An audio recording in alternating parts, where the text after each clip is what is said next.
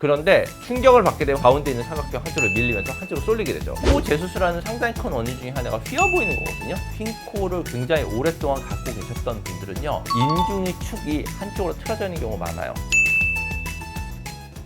안녕하세요 시청자 여러분, 성형외과 전문의 이사원입니다. 오늘은 휜 코 교정에 대해서 한번 얘기를 해보려고 하는데요. 대부분 미용적인 목적으로 수술을 생각을 하시는데, 사실 생각을 해보면 코는 기능적인 측면이 분명히 있어요. 숨을 쉬거나 냄새를 맡거나 이런 기능적인 측면을 수술할 때 고려를 해야 되는 경우가 있거든요. 그래서 일단 휜 코에 대해서 양상들을 하나씩 보면서 제가 설명을 해드리도록 할게요.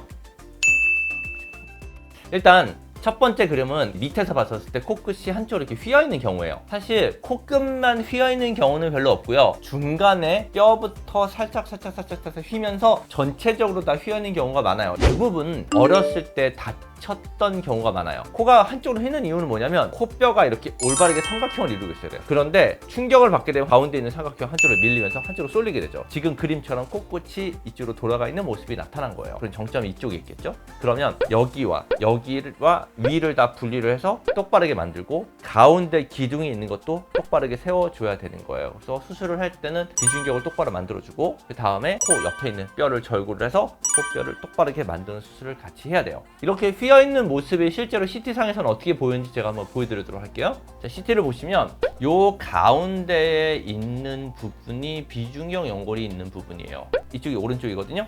오른쪽으로 비중격 연골이 휘면 그쪽이 숨쉬는 구멍이 길이 좁겠죠. 이쪽은 넓고. 그래서 대부분 CT를 찍어서 이렇게 휘어있는 경우를 보통 비중격 망곡증이라고 얘기를 해요. 두 번째는 여기를 보면 요 부분과 요 부분을 비교를 해보면 이 윗부분이 훨씬 더 좁죠. 여기보다. 여기 이제 비밸브라고 해서 숨쉬는 길이라고 생각하시면 돼요.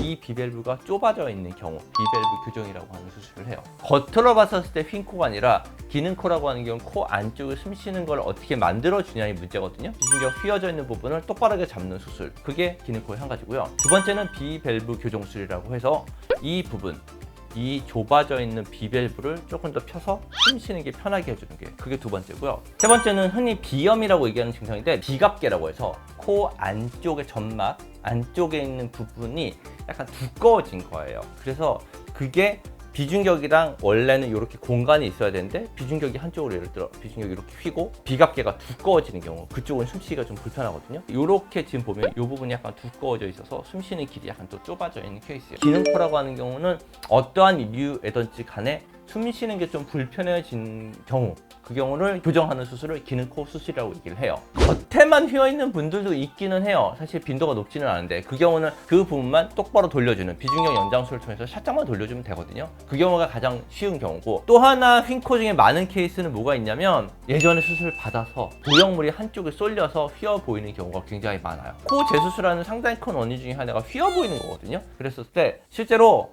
보형물만 똑바로 잡아줘서 되는 건 아니고요. 전체적인 축을 봐야 돼요.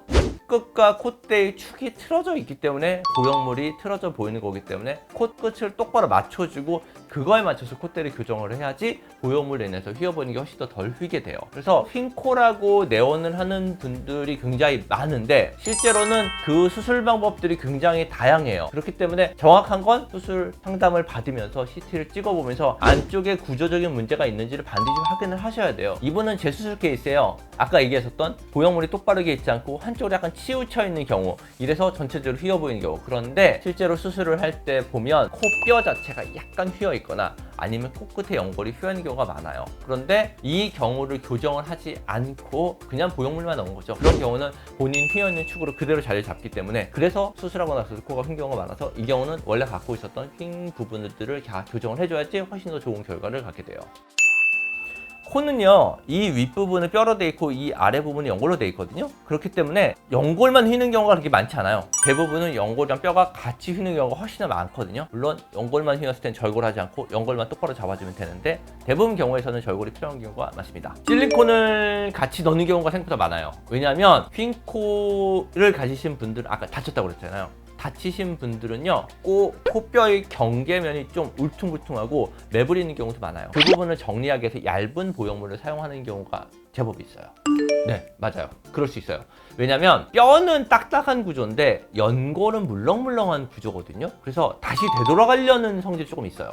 그래서 처음에 똑바르게 잡아놓다 하더라도 약간씩 돌아가는 게 있고, 또 큰 이유 중에 하나 뭐가 있냐면요, 본인이 다쳤던 안 다쳤던 간에 휜 코를 굉장히 오랫동안 갖고 계셨던 분들은요, 인중의 축이 한쪽으로 틀어져 있는 경우가 많아요. 그런 분들은 말을 할 때 보면 이렇게 우, 이 이렇게 했었을 때 한쪽에 있는 입꼬리가 더 많이 당겨져요. 안면 비대칭이 좀 심한 거죠. 그래서 수술을 똑바르게 잡아놓더라도 입꼬리가 당겨지는 방향으로 코끝이 약간 더 이동하는 경우가 있어요. 그 경우는 한 1년 정도 있다가 그런 부분만 살짝 더 잡아주면 돼요. 이건 보험사에다 문의하면 되는데, 대부분 기중경 망곡증이나 비밸브 교정술이나 비염 수술 같은 경우는 실비보험 적용이 되는 경우가 많아요. 근데 이거는 본인이 어떤 보험을 들었느냐에 따라, 보험 약관에 따라 차이가 있거든요. 만약에 본인이 이런 게 실비 적용을 받고 싶다고 하면, 일단 첫 번째는 CT를 찍어 보면서 진단명이 정확하게 맞아야 되는지를 보시고, 만약에 진단명이 맞다고 하면 본인이 받는 수술이 실비 적용이 되는지를 보험사에 문의를 하셔야 돼요. 보험사마다 약관이 다르서. 그래서 그쪽에서 된다고 하면 수술하시면 됩니다. 네. 오늘 영상이 여러분께 많은 도움이 되셨으면 좋겠습니다. 시청해주셔서 감사합니다.